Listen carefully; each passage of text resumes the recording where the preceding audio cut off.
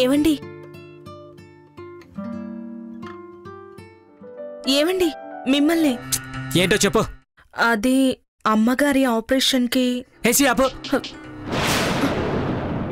మీ అమ్మకి లక్షలు పెట్టి హార్ట్ ఆపరేషన్ చేయడం అవసరమా? అయినా అది బతికి చేసేదేముంది? మీ అయ్యే చచ్చి చాలా కాలం అయింది. ఇది ఇప్పటి వరకు బతకడమే ఎక్కువ. రేపో మాపో అదే చస్తుంది. ఒక్క పైసా కూడా ఇవ్వను. హే, పొద్దున్నే మైండ్ ఖరాబ్ చేశావు. హే,